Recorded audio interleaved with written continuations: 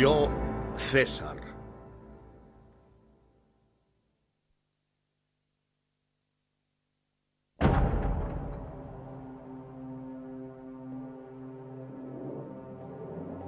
Durante más de 2000 años, el nombre de César ha sido un símbolo de poder y majestuosidad. Reyes y emperadores, guiados por la envidia hacia sus conquistas y logros, se han llamado a sí mismos César, Kaiser o Zar. Pero para algunos romanos, César era demasiado ambicioso. Un tirano con unas ansias de poder que destruirían la República Romana y asentarían las bases del dominio de los emperadores.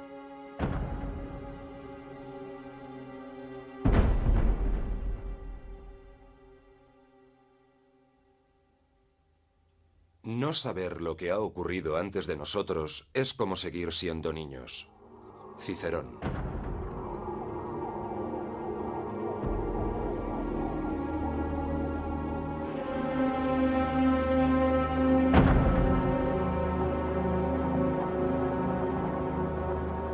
Roma, año 100 a.C. Una joven noble daba a luz bajo el calor del verano.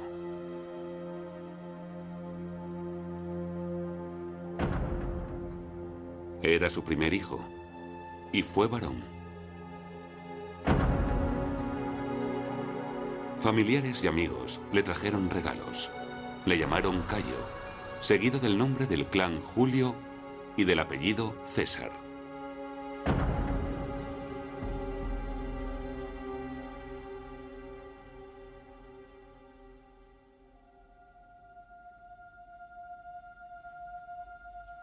Al ser hijo de nobles, creció rodeado de todo tipo de lujos.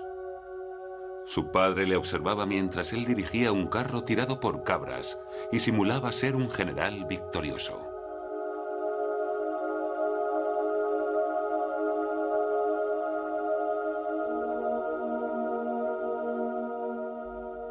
Roma era gobernada por familias aristocráticas.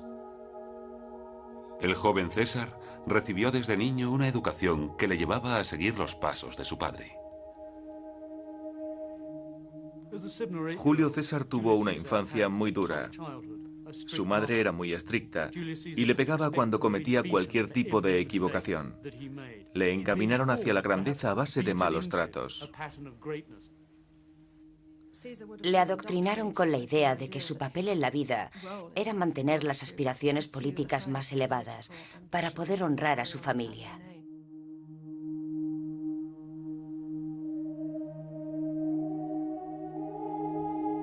Esta educación tan privilegiada hizo que César creciera orgulloso del pasado de Roma, su legendaria fundación a la orilla del Tíber en el 753 a.C., la destitución de los reyes para instaurar la República, la absorción una a una de las ciudades de Italia, y cómo en los 2 siglos anteriores al nacimiento de Julio, los ejércitos romanos conquistaron el norte de África, Grecia, el sur de las Galias y España.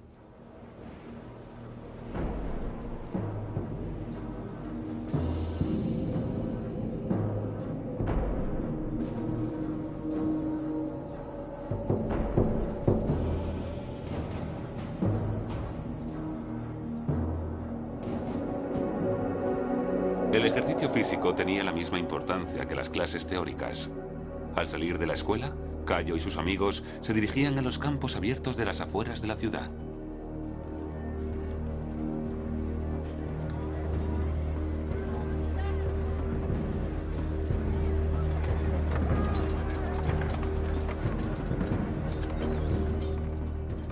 Aquí desarrolló las habilidades que más adelante utilizaría en la batalla.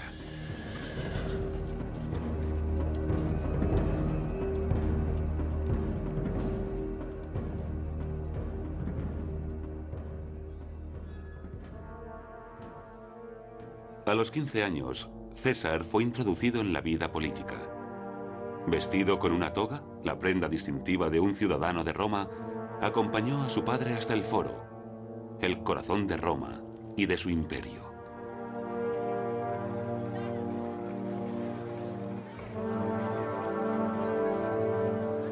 Roma sometió todo el Mediterráneo al dominio de la República. El imperio se enriquecía sin cesar, pero tal expansión provocaba la inestabilidad política.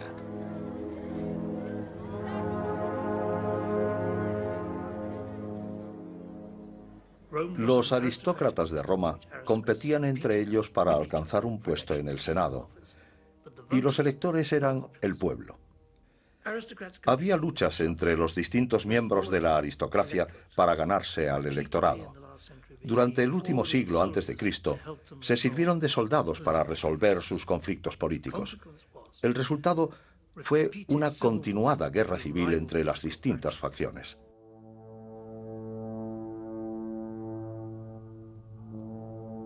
El padre de César era senador y era uno de los mandatarios de Roma. Pero detrás de las puertas del Senado, su carrera se venía abajo. César nació en el seno de una familia de clase alta que había perdido parte de su estatus social. Se veían desplazados dentro de la élite política y César estaba siempre corto de recursos económicos. Me parece que la principal motivación a lo largo de su carrera fue recuperar el respeto por su apellido y que su familia retomara el poder. César pertenecía a una familia que demandaba poder. Y además, creció en un ambiente de guerra civil. Creo que eso es fundamental. Su familia no está en la mejor de las situaciones y tiene al mismo tiempo deseos de grandes logros y frustraciones familiares.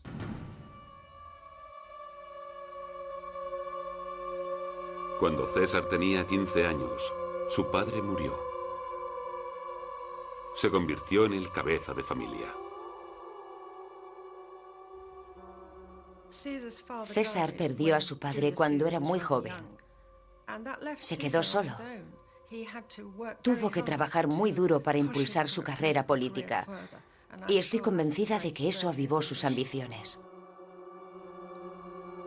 A los 16 años, se casó con la hija de una familia muy respetada en el entorno político. Pero la guerra civil volvió a estallar en Roma antes de que pudiera explotar sus nuevas conexiones. Eran tiempos peligrosos. La facción que tomó el poder confiscó los bienes de César y su vida peligraba. Abandonó Roma y se alistó como oficial en el ejército. Cedió por una vez, pero con la certeza de que iba a volver.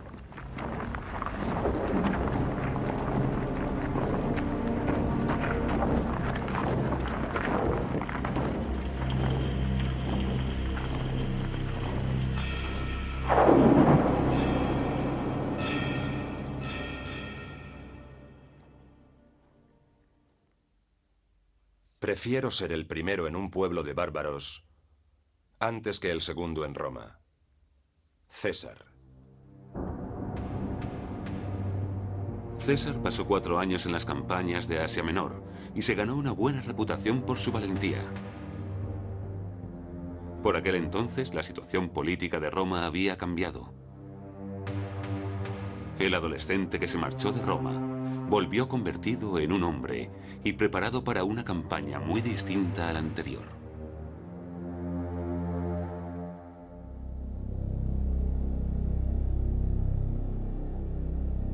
Cuidaba mucho su apariencia física.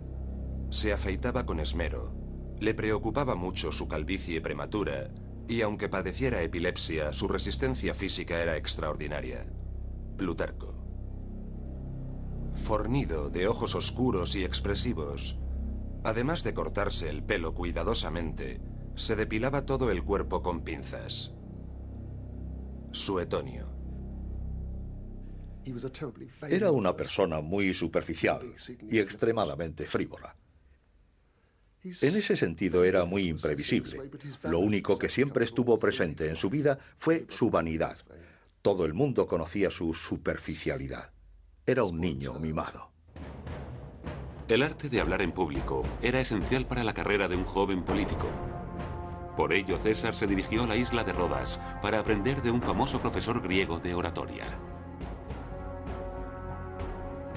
Durante la travesía, le capturaron unos piratas y le hicieron prisionero en una isla. Cuando los piratas le exigieron un rescate de 20 talentos, César soltó una carcajada. ¿No saben quién soy?, dijo, y se ofreció a pagar 50. Plutarco. Mientras sus compañeros se embarcaron en busca del dinero, César se acomodó entre sus captores. Cuando quería dormir, les pedía que se callaran. Les leía poesías, y si no alababan su trabajo, les insultaba a la cara y les llamaba salvajes y analfabetos. Se reía de ellos y les amenazaba con colgarlos. Plutarco. Los piratas ignoraron sus amenazas, y una vez que se pagó el rescate, lo liberaron. Pero César lo tenía todo planeado. Persiguió y capturó a sus secuestradores y ordenó que los crucificaran. Dado que en realidad los admiraba, aceleró su muerte degollándolos a todos.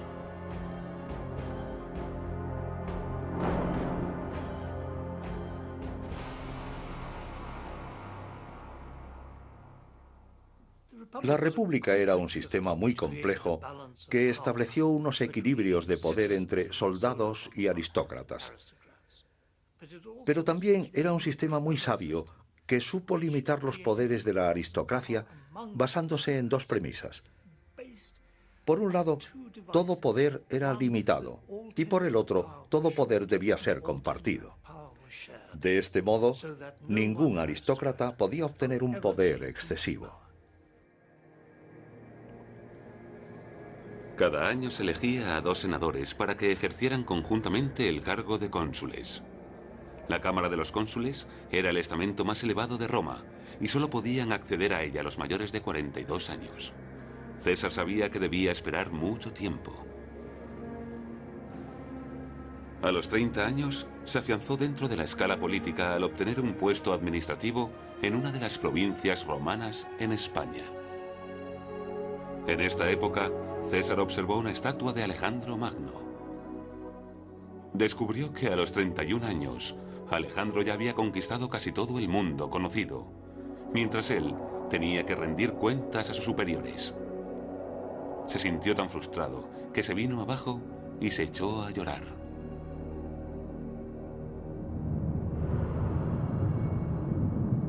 Después de un año en el extranjero, volvió a Roma. Su cargo en España le garantizaba un destino vitalicio en el Senado.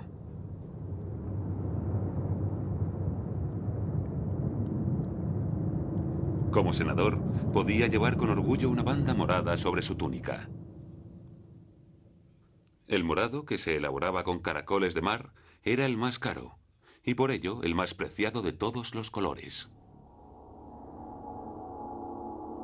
La muerte de su primera esposa permitió que César volviera a contraer matrimonio. Su nueva mujer, Pompeya, le aportó una nueva alianza con una poderosa facción del Senado, así como una gran fortuna, esencial para cualquier persona ambiciosa. Pero la élite no aceptaba a César, de modo que adoptó una audaz estrategia y se dirigió a los pobres de la ciudad. Hizo campaña en las barriadas de Roma. La vida de los pobres debía de ser horrible, sucia y corta. Las calles estaban masificadas. Roma creció muy deprisa y las casas se construyeron sin orden ni concierto. La gente se apiñaba en pequeñas chabolas. Las enfermedades se extendían sin remedio. Algunas casas estaban conectadas al alcantarillado, pero la mayoría no. Así la gente tiraba la mierda desde la ventana a la calle. Hay que imaginarse las calles sucias y masificadas, plagadas de pestilencia y enfermedades. El olor debía de ser insoportable. La aristocracia romana paseaba por la calle con rosas pegadas a la nariz.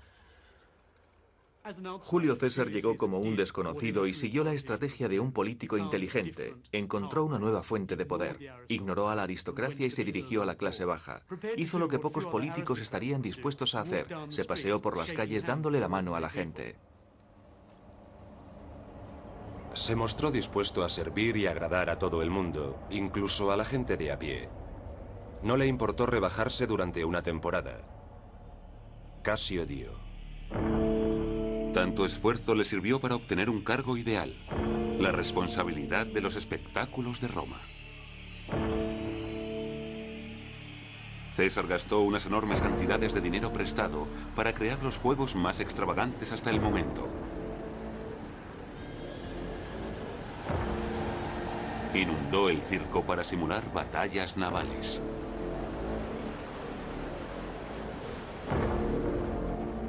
Se importaron numerosas bestias del norte de África. 320 parejas de gladiadores vestidos con plata lucharon hasta la muerte para entretener a las masas.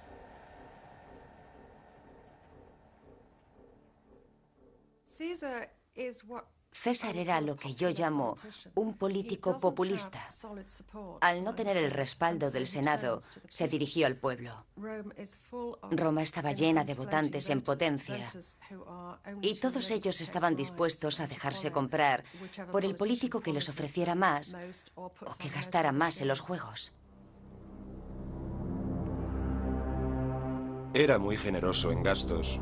Y muchos le criticaron por estar comprando una fama muy corta a un precio muy elevado. Plutarco. Las deudas se amontonaban rápidamente. Si su apuesta política fallara, se podía enfrentar al exilio e incluso a la muerte. Pero no tuvo en cuenta los riesgos y continuó satisfaciendo sus extravagantes gustos.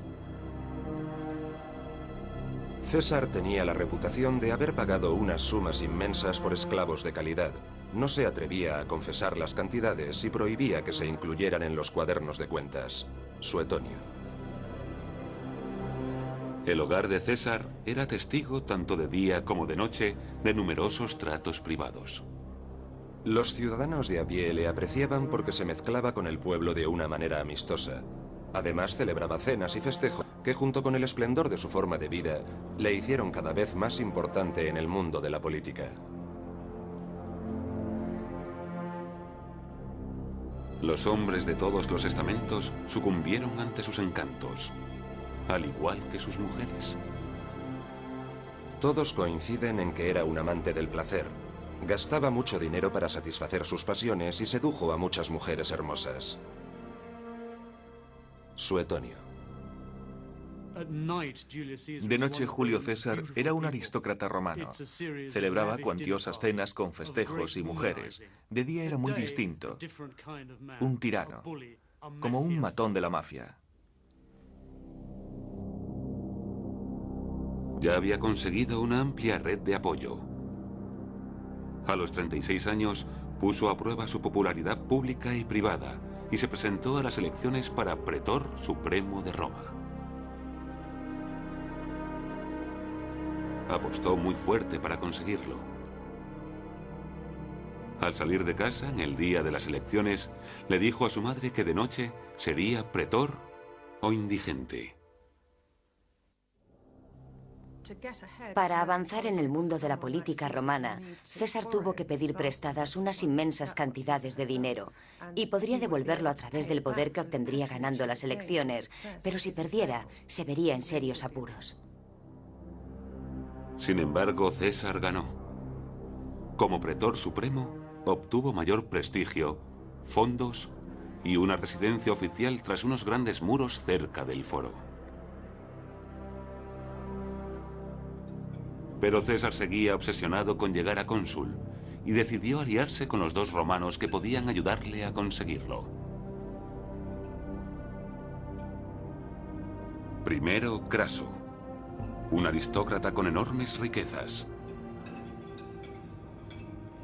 Luego se uniría Pompeyo, el general de mayor prestigio en Roma debido a sus conquistas en Siria, Palestina y gran parte del Oriente Próximo. Los tres se aliaron. Para afianzar el triunvirato, César dijo que su hija pequeña, Julia, se casara con Pompeyo.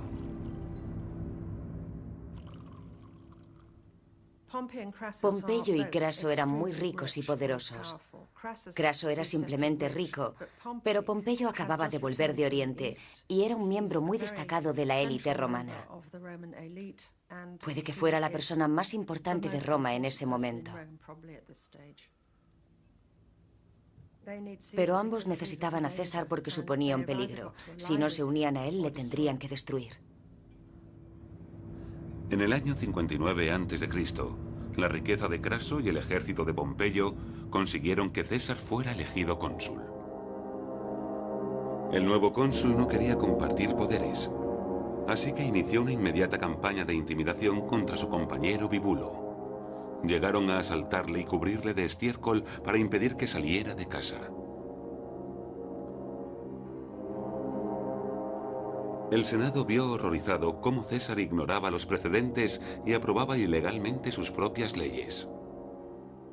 Hubo rumores que decían que había cambiado parte de los lingotes de oro del erario público por copias de bronce. Lo que de verdad ofendía a la aristocracia romana era que César utilizó su cargo de cónsul exclusivamente para servir a su propia ambición personal. No le interesaba el avance de la República. El cargo no era más que un medio para enriquecerse. Los que se le oponían tuvieron que enfrentarse a las violentas medidas de los que le apoyaban. El senador Cicerón resumía las preocupaciones de la aristocracia. La monstruosidad de César se oculta bajo sus amistosos y delicados modos. No sabemos qué hacer. Si nos resistimos, probablemente se derrame sangre. César ejerció el cargo de cónsul sin respetar en ningún momento las tradiciones y el decoro. No se preocupó de llevarse bien con sus compañeros del Senado, algo que se consideraba muy ofensivo. Lo peor es que recurría a la violencia. Tenía esbirros que daban palizas por la calle. Roma parecía una ciudad sin ley. La política era un negocio muy competitivo y brutal. El simple hecho de implicarse en ella multiplicaba las posibilidades de arruinarse o de ser asesinado. César era competitivo y combativo, más que cualquier otro de su edad, y ganó.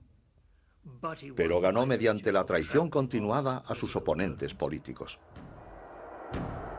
Si uno se fija en lo arreglado que luce el cabello y en la elegancia con la que da órdenes con un solo dedo, no se imagina que este hombre pueda concebir unos crímenes tan brutales que podrían destruir la República Romana. Cicerón. Tales temores acerca del futuro de la República resultaron estar más que fundados.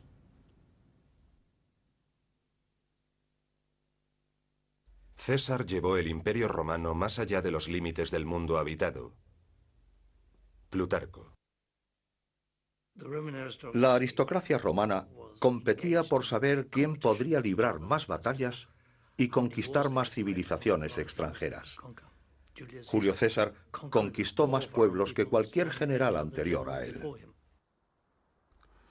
Al acabar su polémico año como cónsul, César se preparó para su elección automática como gobernador de una gran provincia.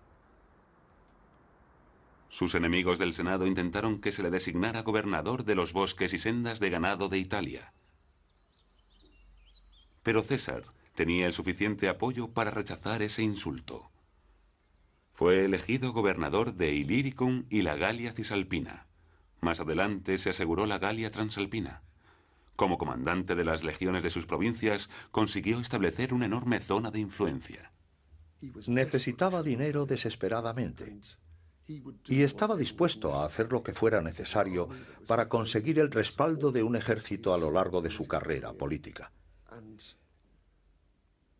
Esperaba mejorar su estatus social de este modo. Quería construir su imagen como César. Estaba claro que lo que quería era una guerra.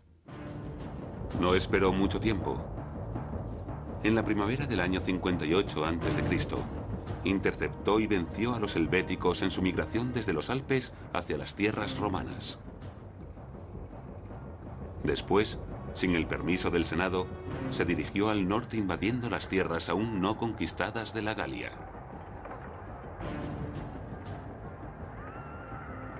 César estaba decidido a triunfar y a recibir los honores de un paseo triunfal por las calles de Roma.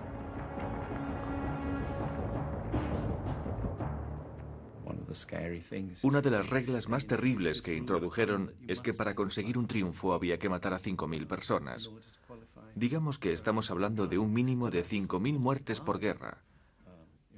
No hay duda de que las muertes durante estas batallas son incalculables, y la mayoría a cargo de una maquinaria militar romana que apenas se cuestionaba los principios morales de sus conquistas. Obtuvieron 70 victorias en 200 años. Roma estaba centrada en la expansión. La dirección o la amplitud de tal expansión no se planeaba. Se basaba en las decisiones de los generales victoriosos. Los romanos fueron la civilización más beligerante del mundo mediterráneo. Si una ciudad o pueblo se rebelaba ante el poder romano, se limitaban a matar a todos los animales y las personas de la población rebelde. Capturaron a millones de personas y las convirtieron en esclavos en Italia. Era un imperio cruel y explotador.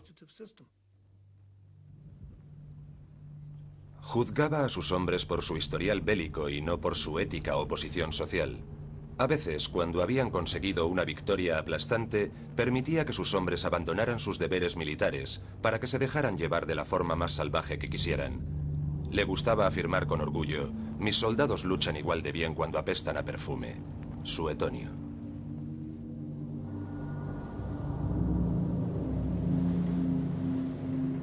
La campaña de César fue implacable. Consiguió someter a más de 60 tribus al dominio romano. En el año 55 a.C. se convirtió en el primer hombre que cruzó el Rin. En el 54 pasó a ser el primer romano que alcanzó la desconocida isla de Britania.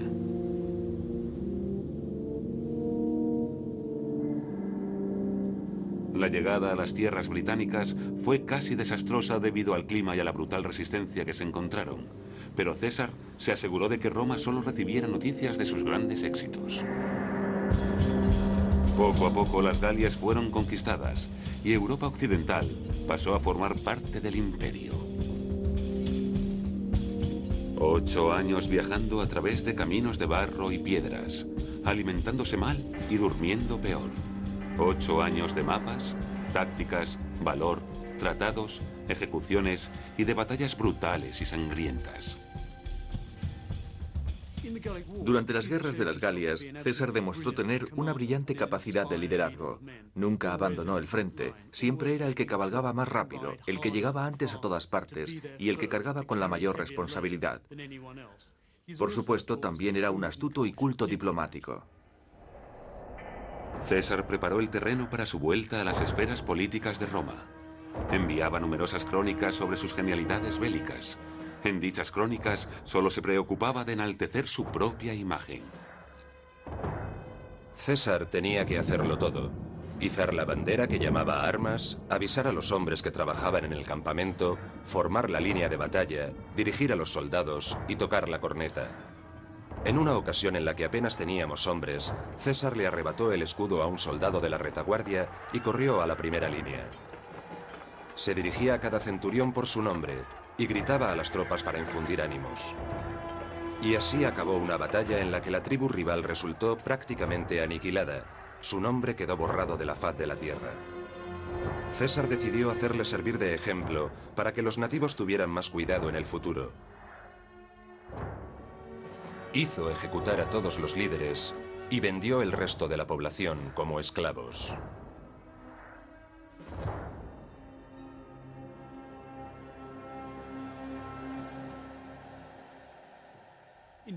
En menos de 10 años conquistó lo que hoy es Francia y al observar las islas británicas decidió que no merecía la pena ocuparlas.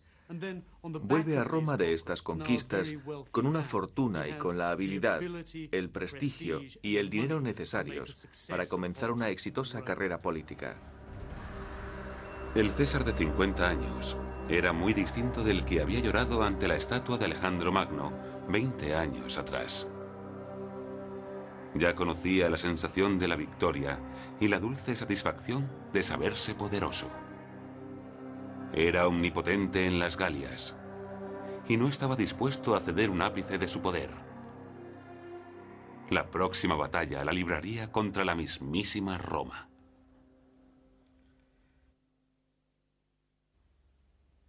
La suerte está echada. César.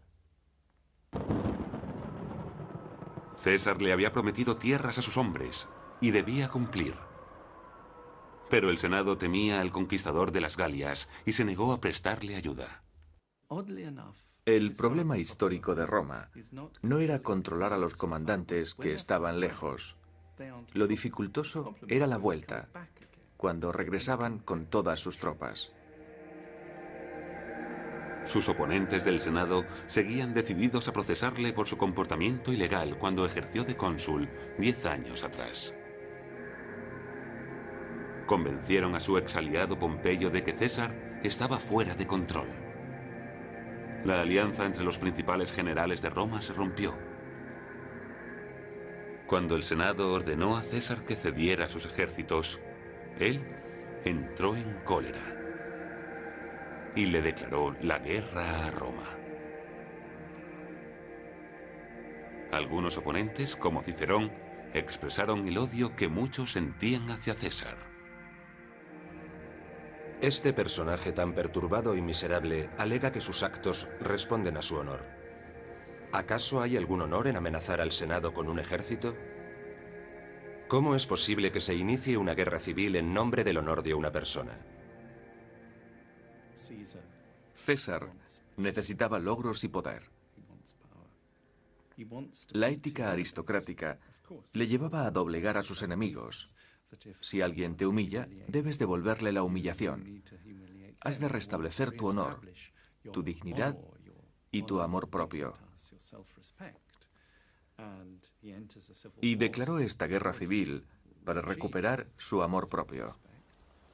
Solo tenía dos opciones.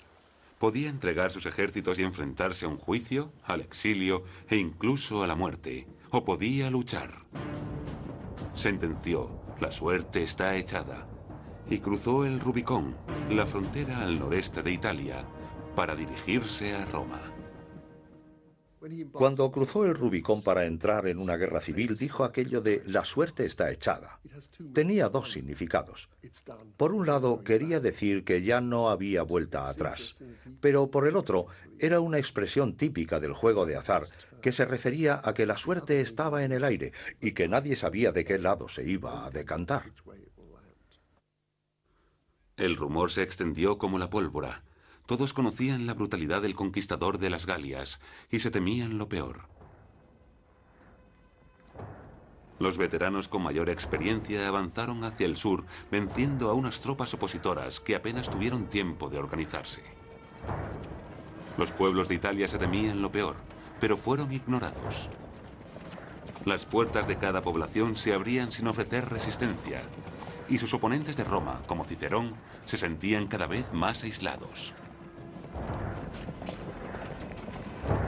Cada población le recibe como a un dios. Le saludan con todo tipo de ovaciones y honores. La astuta bondad de César les maravilla. Cuando entró en Roma, César descubrió que sus oponentes habían huido. En unas semanas, Pompeyo había agrupado a varias legiones leales.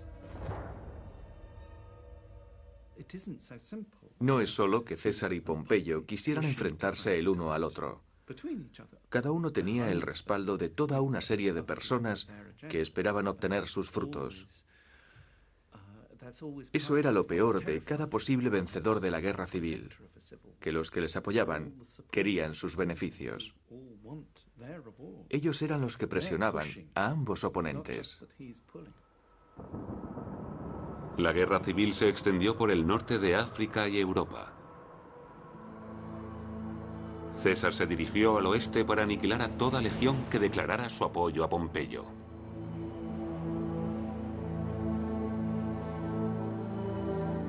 Tras vencer en España, se dirigió a Grecia para enfrentarse a Pompeyo en la llanura de Farsalia.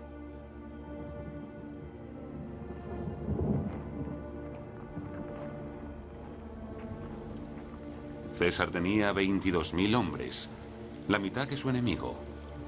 Pero una vez iniciada la batalla, demostró ser mejor estratega.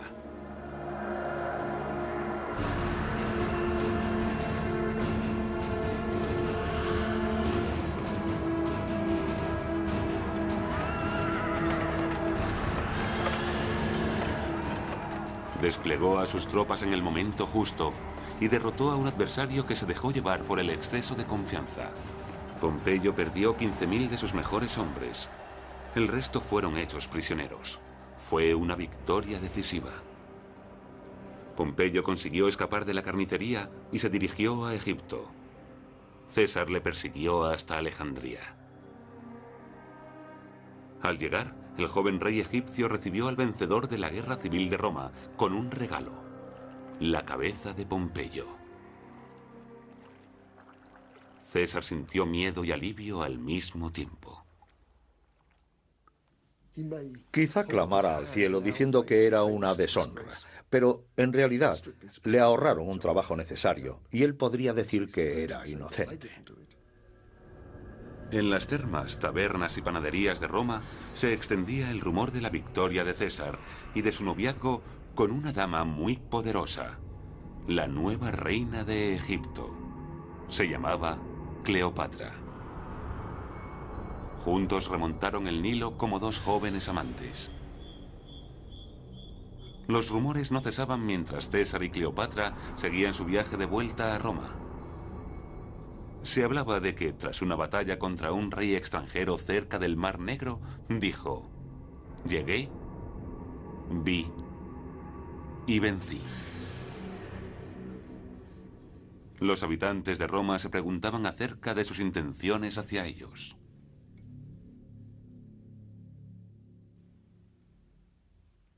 Yo no soy rey, sino César. En el 46 a.C., a los 54 años, César consiguió desfilar triunfante a través de Roma. El momento con el que había soñado desde joven había llegado. Y por fin pudo entrar victorioso en Roma. Llevaba una túnica morada y los pómulos pintados de rojo. La túnica tenía soles y estrellas de oro. Detrás del carro, que arrastraban 4 toros blancos, había atado un enorme falo en homenaje a la virilidad de César. Pero a su espalda había un esclavo que no dejaba de repetirle: recuerda que no eres más que un hombre. Evidentemente, quiere la fama y la gloria como recompensa por sus victorias. Pero ambas derivan del hecho de que lo hizo todo por el pueblo romano. Los conquistadores romanos siempre usaban esa terminología. He conquistado en nombre del pueblo romano, por eso me aplauden y me apoyan. Guiado por el miedo y el respeto, el Senado nombró a César dictador. Un cargo que se designaba en épocas de crisis y solía durar 6 meses. Su elección fue para 10 años, una duración sin precedentes. La guerra civil había perturbado a Roma y a toda Italia. El gobierno se había venido abajo. Habían sacado a los veteranos jubilados de sus granjas. El dinero del Estado se gastó en ejércitos y armas.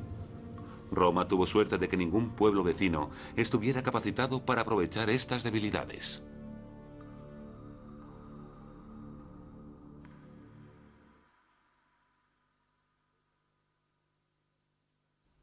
César trabajó sin descanso para estabilizar el mundo romano tras varios años de conflicto. César estaba acostumbrado a escribir o dictar y leer al mismo tiempo. Podía dictar a sus secretarios hasta 7 cartas simultáneamente. Suetonio. Le concedió a sus veteranos las tierras que les había prometido.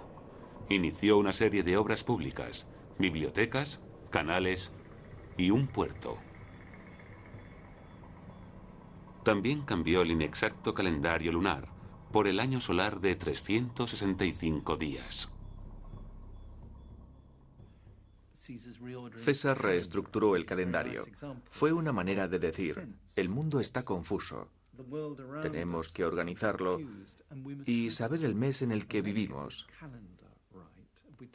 Desconocemos tanto el mes como el día. Hagamos que el año tenga una durabilidad predecible para abandonar esta confusión. César lo logró.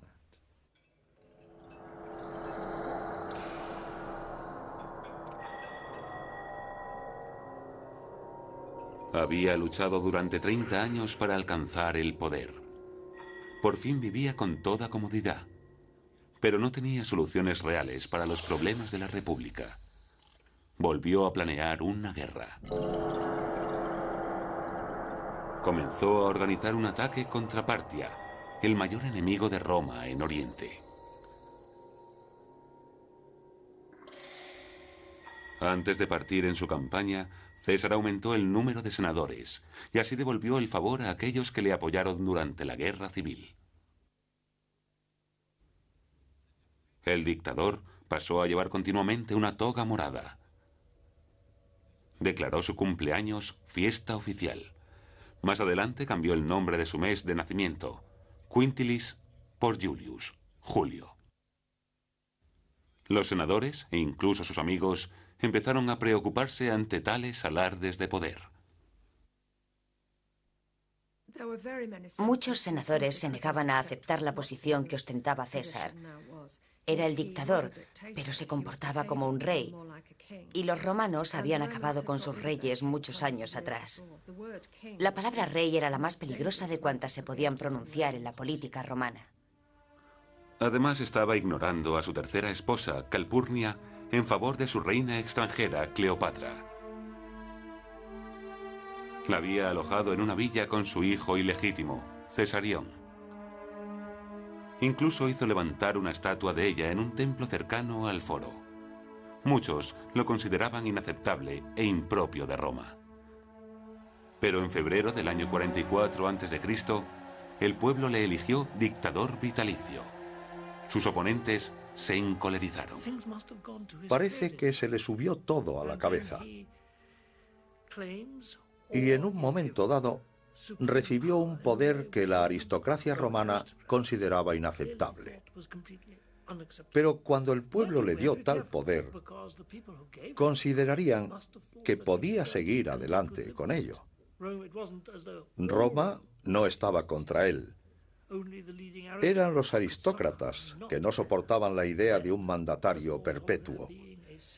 El hecho de que César fuera dictador vitalicio evitaba que la clase política pudiera ejercer el mando que ellos consideraban su derecho inalienable. La República estaba paralizada. Incluso los aliados de César empezaron a darle la espalda.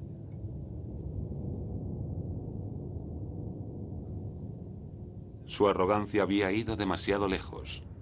Entre 50 y 60 de los principales senadores, incluyendo su apreciado Bruto, decidieron que César debía ser relegado del poder. Empezaron a planear su asesinato. Acordaron la fecha del crimen, el 15 de marzo, durante la Asamblea del Senado, 3 días antes de que César partiera a la campaña de Partia. César se dirigió al Senado. Había despedido a sus guardaespaldas porque prefería morir a vivir bajo un miedo constante hacia la muerte. El edificio del Senado estaba en construcción, así que la reunión se celebró en el único teatro de piedra de Roma, el mismo que construyera su enemigo Pompeyo.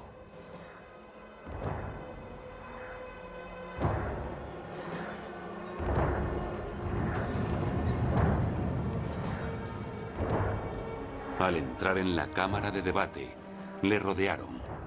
Sus asesinos sacaron las dagas y le apuñalaron 23 veces.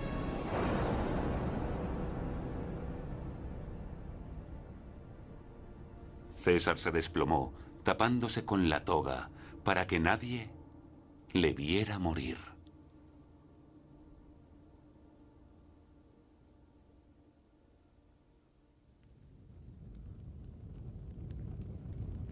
Cinco días después, su cuerpo fue incinerado en un grandioso funeral. En el asesinato de César participaron incluso las personas más cercanas a él, porque temían no poder controlarle. Cuando les preguntaron por los motivos del asesinato, su respuesta fue más clara que el agua: libertas, libertad. Puede que sea un término muy vago y difícil de definir, pero el que no lo entienda está en un verdadero apuro. Lo hicieron por la libertad frente al dominio arbitrario por parte de una sola persona, por la libertad de palabra y de pensamiento. Tenían toda la razón al afirmar que la dictadura de César marcaba el inicio de una era de mandatos autoritarios que privarían de las libertades fundamentales a los ciudadanos de Roma. Le mataron por todo eso e hicieron lo correcto. Si te importa la libertad, no puedes aceptar a un dictador ni a un mandatario autárquico. Supongo que César fue un ejemplo de lo brutal, exitosa, calculadora y desconsiderada que podía ser Roma. Era mejor militar que cualquiera de sus rivales. Aunque en algunos aspectos no era mejor que Pompeyo, sí que fue capaz de vencerle. Y fue el más inteligente, si tenemos en cuenta que aprobó leyes que aguantaron más tiempo que las de sus predecesores. Yo le considero el mejor de los militares políticos, pero no era más que un militar, no un emperador para gobernar pensando en el largo plazo.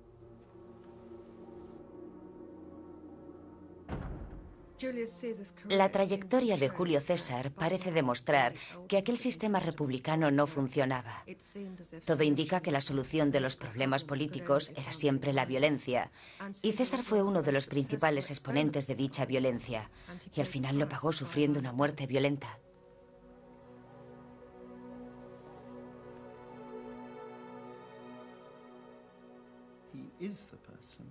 Fue la persona que marcó el límite entre el sistema antiguo y el moderno. Sin pararse a planearlo, dibujó un esquema de lo que es el sistema moderno. Yo diría que lo hizo involuntariamente. Hay toda una serie de circunstancias que determinan la consideración que va a recibir un mandatario en el futuro. Y debido a todo lo que le rodeó, hay un nombre que prevalece como forma de describir a quien gobierna en Roma: César.